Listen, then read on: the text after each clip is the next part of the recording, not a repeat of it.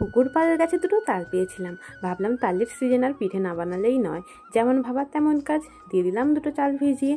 তো এখন দেখো চালগুলো ভিজিয়ে মিলে দিয়েছিলাম, তো দেখো সেগুলো শুকনো হয়ে গেছে। এখন এই চালগুলোকে কুটবো, কুটে গুঁড়ি বার করাবো।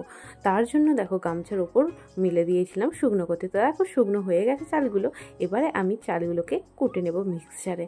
তো মিক্সচার নিয়ে চলে আসলাম, তার মধ্যে চাল দিয়ে দিলাম। এবারে দেখো চালগুলো ঘেঘার করে গুঁড়ি বের করে নিলাম।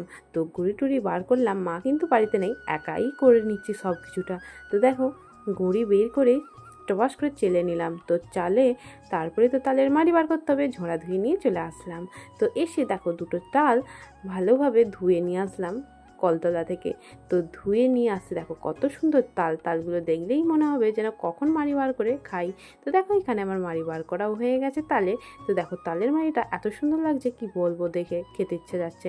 তো তালের মাড়ি বের করে সঙ্গে সঙ্গে এঁটেল তৈরি হয়ে গেল।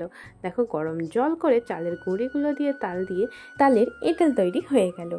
কিন্তু কি বলতো, একটাই সমস্যা, বাড়িতে সবাই তালের পিঠে খায় না, তার জন্য একটু ঝালের পিঠেও বানাতে হচ্ছে, সেটা তাল ছাড়া। তো দেখো এখানে আমার এঁটেল তৈরি হয়ে গেছে। এটা সাদা এঁটেল, এটা হবে ওই আলুর তরকারিটা দিয়ে, মানে কারো ঝাল পিঠে আর কারো তালের পিঠে। দেখো আমি টপাটপ করে এখানে পিঠে বানাতে বসে গেছি। আগে হচ্ছে ঝালের পিঠে, এইটা হলো সাদা এঁটেল। তো দেখো আমি এখন পিঠেগুলো টপ করে করে নিচ্ছি। অনেক দিন পর তালের পিঠে হচ্ছে, অনেক দিন পর বলাই ভুল, বছরে এই প্রথম মানে তালের পিঠে। আর এই যে এগুলো সাদা পিঠে। তো দেখো পিঠে এখানে রেডি হয়ে গেছে, এক থালা ভরে সাদা সাদা পিঠে।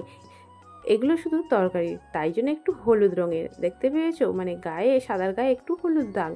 এবারে এসে গেলাম তালের পিঠে। দেখো তালেরগুলো একদম টকটক করছে হলুদ, দেখেই কি ভালো লাগছে।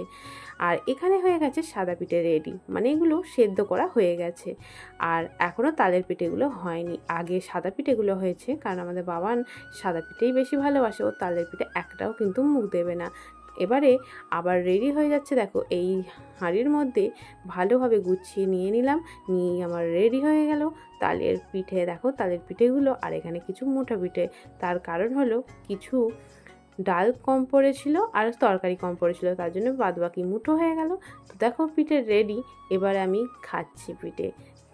খুব সুন্দর লাগছে তালের পিঠে। এই বছর কার কার বাড়িতে তালের পিঠে হয়েছে একটু তোমরা কমেন্ট করে আমায় বলো। তো চলো বন্ধুরা, আজকের মতো ভিডিওটা এখানেই শেষ করছি। টাটা আজকের মিনি ব্লগে।